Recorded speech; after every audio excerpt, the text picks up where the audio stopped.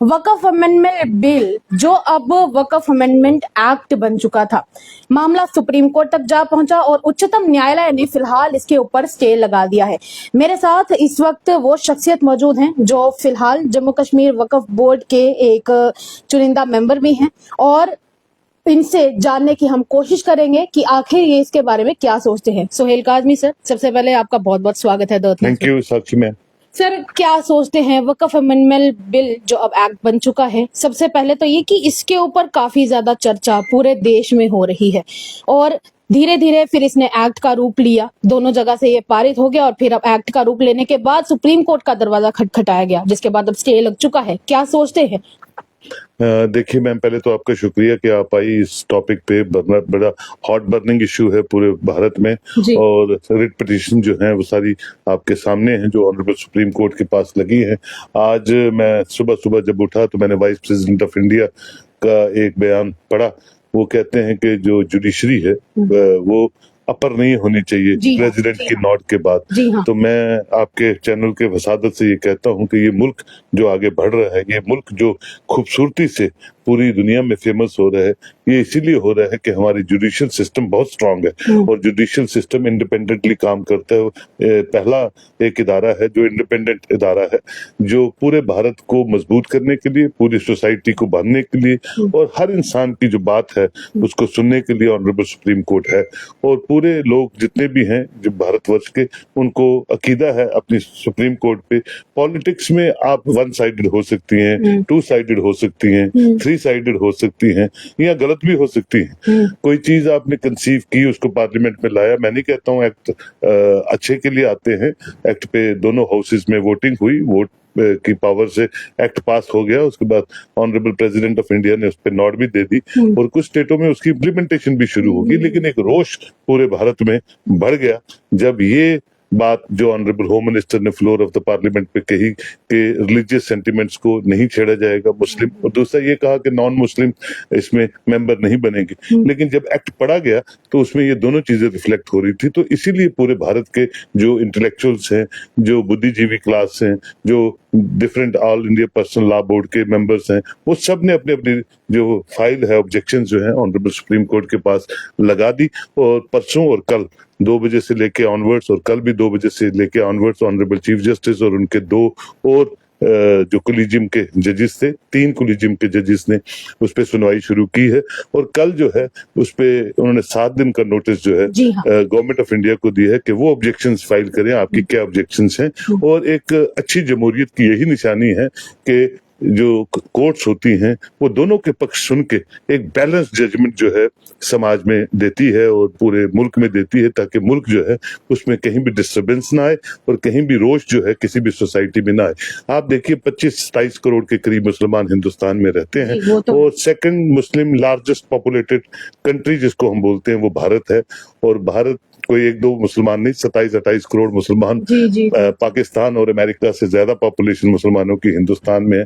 अगर उनका पक्ष ऑनरेबल सुप्रीम कोर्ट सुनती है और किसी रेमेडियल मेजर्स पे आती है और एक बैलेंस जजमेंट गवर्नमेंट को भी जो फेवर करे और हमारे समुदाय को भी जो फेवर करे वो आती है, तो मैं समझता हूँ ये डिबेट यहीं पे इसको विराम लग जाएगा और सब चीजें जो है अच्छे सामान्य तरीके से चलेंगी। सर, एक बेसिक चीज रहती है, क्योंकि आप खुद वक्फ बोर्ड के एक एमिनेंट मेंबर हैं, काफी साल हो गए आपको इसमें अपनी सर्विसेज देते हुए भी।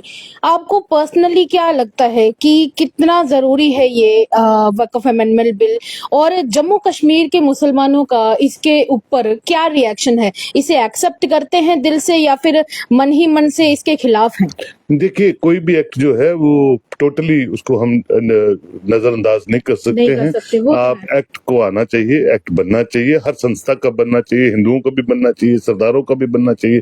देखिए, जहां तक ईमानदारी से मैं आपको ये बता दूं, ट्रांसपेरेंसी जिस इंस्टीट्यूशंस में होती है और ये जितने भी आज तक बोर्ड्स बने हैं, जितने भी औकाफ इस्लामिया जितने भी जिस स्टेट में बने हैं साक्षी जी, वो कहीं ना कहीं या तो नॉमिनेशंस पे होते हैं या इलेक्टेड होते हैं या गवर्नमेंट के डोमेन के अंदर ही काम करते हैं। अगर कहीं खुर्द बुर्द होती है, कहीं भी आपको करप्शन लगती है, कहीं भी माल प्रैक्टिसेस लगती है, तो law should take its own course और एप्रीहेंड करना चाहिए ऐसे कोई भी नेगेटिव कोई भी आदमी जब वक्फ बोर्ड्स में काम ठीक तरह नहीं करता है। तो मैं ये कहता हूं कि हाँ, इस एक्ट में ये है कि गरीबों को, जो गरीब मुसलमान है उनको फायदा होगा, जो एक्ट कहता है। इसके अलावा ट्रांसपेरेंसी आएगी और मजबूती से काम होगा।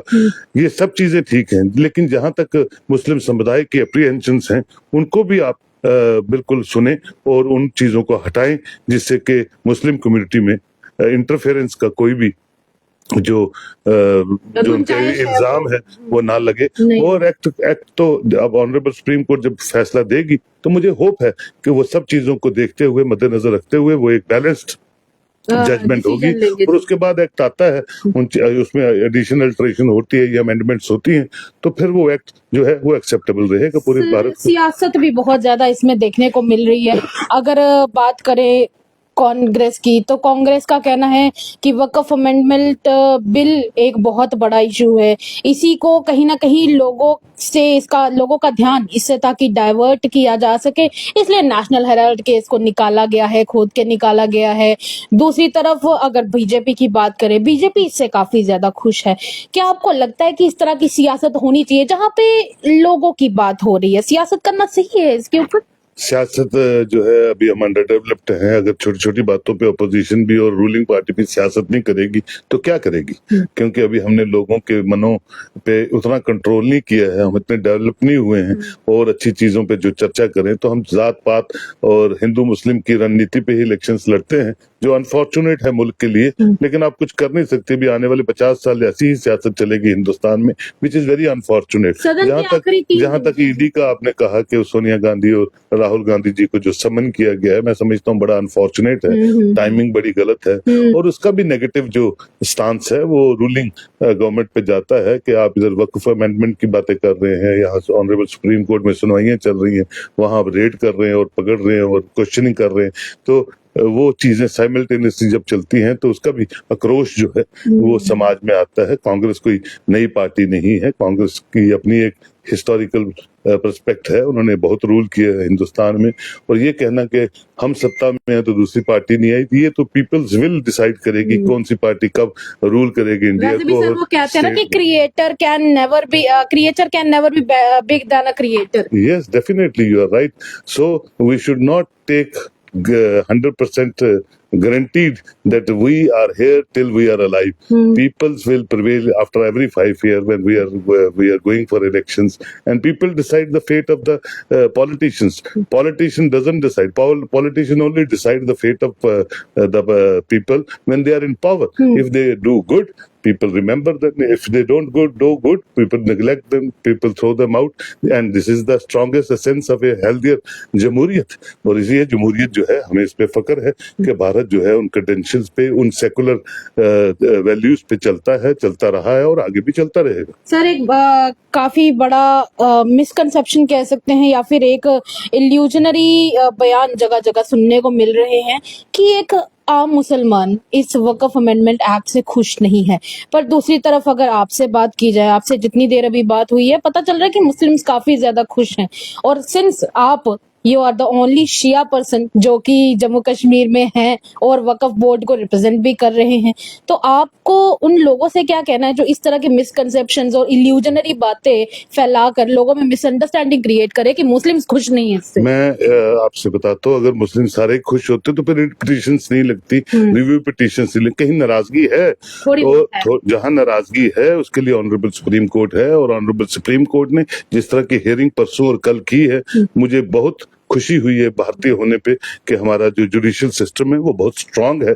और लैंड टू यूजर और बाकी चीजों का जो मेंशनिंग हुई है उसमें वो रिमार्केबल है। यही आक्रोश है हिंदुस्तान के मुसलमानों में कि हमारी संस्थाओं पे, हमारी रिलीजियस सेंटिमेंट्स पे इंटरफेरेंस नहीं होनी चाहिए। मुसलमानों के बोर्ड मुसलमान चलाने चाहिए, हिंदुओं के बोर्ड हिंदू चलाने चाहिए, और इधर उधर की जो पॉलिटिक्स है उसमें नहीं होनी चाहिए। और एक ट्रांसपेरेंट तरीके से जो भी अमेंडमेंट करेंगे उसी ट्रांसपेरेंट तरीके से, अकाउंटेबिलिटी से वो वक्फ अमेंडमेंट 2025 इम्प्लीमेंट हो पूरे भारत में, तो फिर किसी भी मुसलमान को कोई ऑब्जेक्शन नहीं है। लेकिन आप नाराज करके डिक्टेटर सिस्टम से कोई चीज लाएंगे या उसको इम्पोज करने की कोशिश करेंगे, फिलहाल तो आप कर लेंगे, लेकिन आने वाले दिनों में उसकी परेशानी हमेशा रूलिंग एलीट को होती है। मतलब यही है कि जो जम्मू कश्मीर में जमहूरियत है उसमें एक बड़ा रोल ये भी प्ले करेगा, और ऑब्वियस सी बात है कि जो लोग हैं उनका डिसीजन भी बहुत ज्यादा मैटर करता है। और फिलहाल तो सर आपने हमें अपना कीमती वक्त जाहिर किया हमारे साथ, उसके लिए बहुत बहुत शुक्रिया sir. Thank you very much ma'am. और फिलहाल के लिए इतना ही। आप लोग बताइएगा कि क्या आपको इस बारे में लगता है। और वैसे भी देखिए कहा जाता है ना हमारे